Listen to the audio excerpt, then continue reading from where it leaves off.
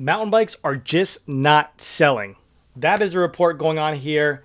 A news story came out saying bike product sales down almost 40% at Fox factory in the first half. Now, if you guys did not know who Fox is, they make pretty much half the suspension in the mountain bike industry for all the brands out there in the world.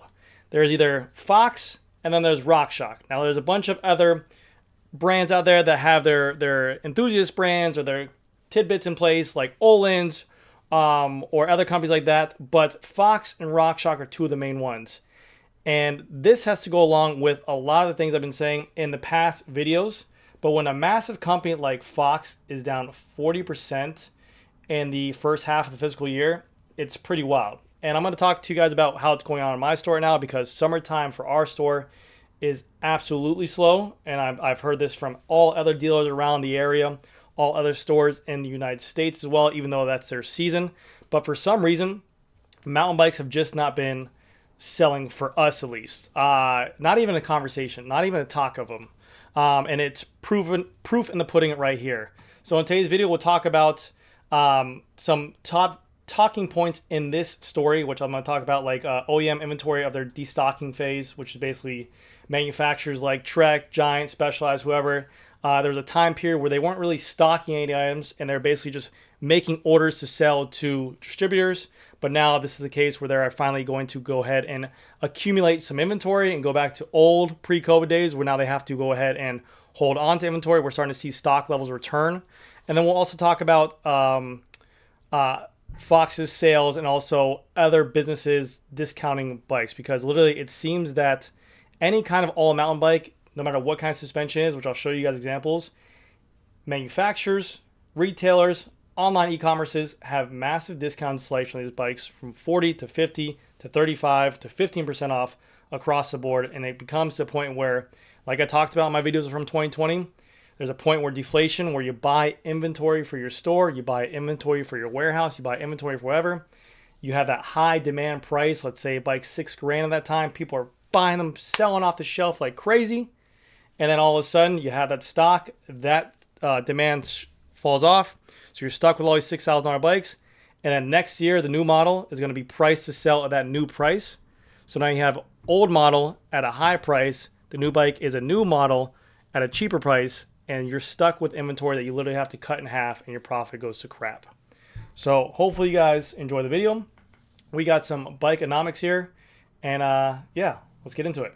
So to give you guys a little bit of an insight on my store now, summertime in Florida is going to be our slow season. A lot of the snowbirds go back up north. I've talked about this before. Canada, New Yorkers, wherever they come from who have the money, they usually come down in vacation in the cooler months like the winter time and fall, because the heat isn't so impactful down there. I know everyone thinks that summertime will probably be the place to be in South Florida, but it's literally hot, humid. No one wants to ride midday.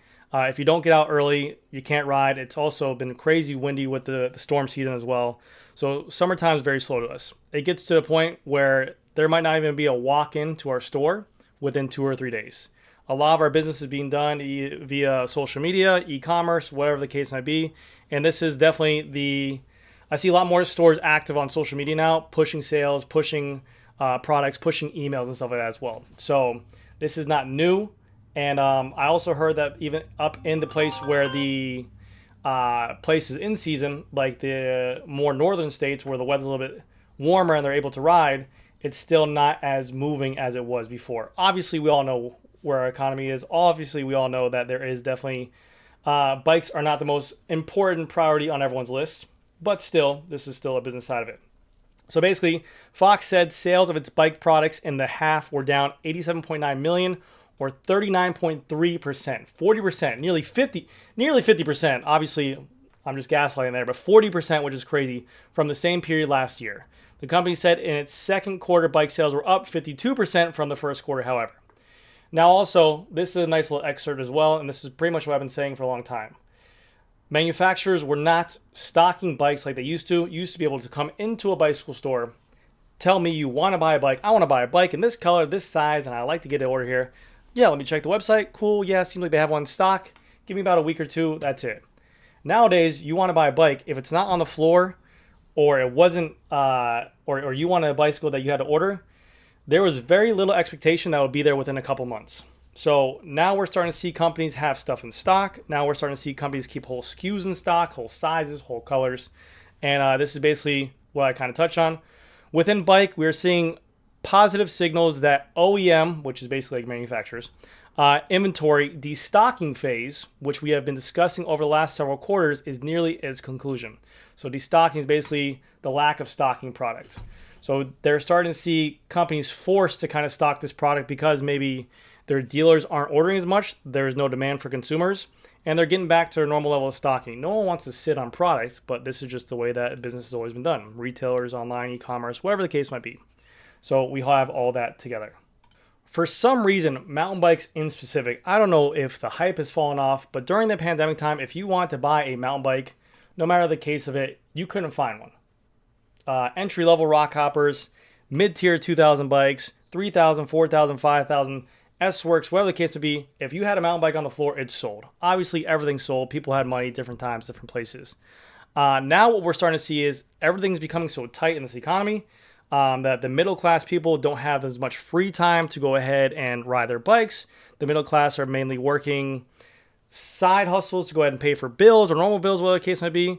Also, we're not seeing that middle-class person buy that middle-class bike. A lot of the bikes that are moving are more the high tier, or maybe the onesie twosies of that middle-class bike, but this case might be. But no matter what manufacturer you look at, no matter what brand you look at, it seems that any bicycle that was any mountain bike, any all-mountain, now obviously there's some categories like the cross-country are a little bit more selling, but any mountain bike across the board are massive discounts. So if you bought this bicycle at the beginning of the year for $5,000, now it's $4,000. So if I was a dealer and I bought it for $5,000, I just take the hit. I really don't get credit back for that. You have this one for $5,000, this one 63 down to 55, 54 down to 5. And this isn't just specialized. I mean, you go to competitive cyclists, 31% off, 40% off, 30% off, 40% off, 35% off, 30% off. And the case is that these bikes were all in stock for last year, but now new products are starting to come out and they're stuck with this stuff. And this brings up my next point, before I go to my next point, but you go to Mike's Bikes, 15% off, 25% off. These are e-bikes. These bikes were just $14,000 down to 10. Now, I know you guys might be thinking to yourself, who's going to pay 14 grand for a bike? But it happens a lot. You go to Trek, same thing. New lower price, 8 grand, or sorry, 10.7 down to 8 grand. 77 down to 5. These are every single brand. You can find a discount on it. Now, a lot of the people that are taking these hits, or the reasons, some of the reasons are, is obviously one, lack of demand, and two, the economy is kind of hurting everyone with the squeeze of that the dollar doesn't go as far. But a lot of these companies, like the Pros Closet, Cycle Limited, all these kind of certified used stuff, I think this has a lot to do with it. Everyone who bought it, who wanted a mountain bike during that time, bought a mountain bike during that time because they had the extra money. They weren't working. They weren't doing anything crazy. They had extra money. Now, all those people who bought those mountain bikes and bought all these bicycles during that time, and now they have to return to their normal life, was like, well, screw it. I don't have time to ride these bikes anymore. Let me sell it. They sell it to a company like this, and now you have beautiful deals like this, a 2022 S-Works bike, which is pretty much, looks almost brand new on there with beautiful components on it, sitting out there for $6,700. So now you have a lot of people considering used, older model bikes instead of paying the full boat for the new bikes. And you're even seeing companies, and this is, you'll see these all day, Orbea Orca Aero for $6,600. I don't even know how they're getting new bikes in there, but the idea behind it is that either stores who have an excess amount of inventory, who want to dump their inventory, are selling to these companies to go ahead and clear slate, and that's a race to the bottom, which is always bad. You're just going to see no one making profit, and the only person really winning is the consumer, which is good for you guys. But again, what brings me back to my old point was deflation. I mentioned this in my video a long time ago. I know I'm moving a million miles an hour, but I'm trying to get through this in a certain time period. 2021, 2022, we were stocking bikes like this all day. $12,000, $9,000, whatever the case might be, $8,500. We stock these with our floor. A lot of them sell through. A couple don't. Whatever. Next year comes out, they make a bicycle competitive to that, but maybe with a newer spec, a newer fork, a newer shock, something new will come out. For some reason, every single year there's a new product coming out. So what happens is this 2025 now becomes old when a 2026 comes out. Now we're stuck with this. And then a website will go out and put it and say, hey, that 2025 you guys have on your floor, we're going to discount down to 10,000. So then we have to honor that price. So that's deflation. So all our inventory that we have, let's just say we have X amount of money. Let's just say a round number of $500,000. We have $500,000. That was at $12,000. As soon as that company goes ahead and says, hey, it's $10,000, we drop down to $400,000 immediately. Not because of the fact that we want to, but because of the fact that we have to honor the price and make sure that consumers feel like they get a good deal on it. So that is where you're seeing companies struggle to pay rent, companies struggle to pay employees, because the money they invest into this, they're not getting all of the return on it. They're literally paying costs, paying their bills back to the company, which is wild. Now, where does this bring us to the conclusion of this video? Obviously, we're still in business. There's still a bunch of manufacturers out there still in business. There's still a bunch of stores out there still in business. But time and time again, week after week, I hear a new store saying they're struggling. I hear a new customer, a new user on Instagram, a new YouTube comment saying, hey, my local bike shop down the street just had to shut down. Hey, brands knocking on our door saying, hey, we're looking for a new lineup. You can get us for next to nothing, yada, yada, yada. And what this leads to is they're basically saying that the U.S. market's still kind of suffering, but the European market's kind of returning to normal, which is what we kind of have to take off of. They're saying also e-bikes are exceeding expectations in terms of orders, and obviously they're probably making more shocks for that and stuff like that. Road bikes still dominating pretty hard, but I don't know where this mountain bike crew has gone. Before COVID, I would have people walk into my store, look at the mountain bike section, and we'd have conversations and talk and say, hey, I'm considering this Epic, but I'm also looking at the Santa Cruz, and I want to get into mountain biking.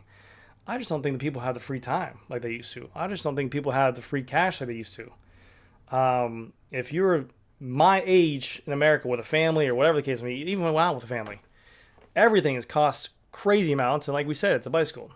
So I don't know what's going on. I don't know how it's going to fix itself. But I know that there's a lot of stores sitting on a ton of inventory because I go to these stores to do videos. I go to these retailers to see what they have in stock. I talk to other dealers outside different states in different countries, and it's all the same thing. They have a bunch of excess inventory that they got stuck with that they thought they would be able to send back or cancel, but now they have it. And I still think it's going to be very, very rough for the next couple of months, maybe even another year. I talked to a lot of brands on YouTube as well, and they're all saying the same thing. The middle range customer, the budget bikes, even though they're budget, that customer that they're aiming for is not there. You look at any kind of economics there. Walmart's saying they're slowing down. Dollar General is saying they're slowing down. All these kind of budget stores are closing down stores because of the fact that their customers just ain't meeting the budget. So who knows? But we'll have to keep an eye on this. I figure this was crazy news because you would never see a big name manufacturer like that be down almost 50% of sales in the first half. That's unheard of. But they're still making products and they're still starting to. It's not they're selling to us. They're more selling to OEMs, like manufacturers. So you're starting to see more businesses keep stock, and I'm sure their sales will bounce back. I mean, they're in a great position. It's the small guys, the little guys like us retailers that we'll definitely have to look out for. So anyways, guys, that's going to do it for this video. Let me know what your guys' experiences are. How is your store doing? How is your local bike store doing? If you work at a bike shop, have you noticed a slowdown? If you're a customer, have you noticed that there's not as many stores? And final thank you to you guys. This YouTube channel has changed my life 1,000%. The love and support I get from you guys reaching out to me via email, through Instagram, through calling my store, just getting my number and asking for odd items here and there. It's fun. It's amazing, and I always encourage it. So I can't stop. Thank you guys so much, and you guys have been a huge support in this time of slow times. But always be smart in what you order. Look out for yourselves. And obviously, you have to make smart decisions. So anyways, guys, that's going to do it for this video. Thank you guys again so much for watching. I'll see you guys in the next one.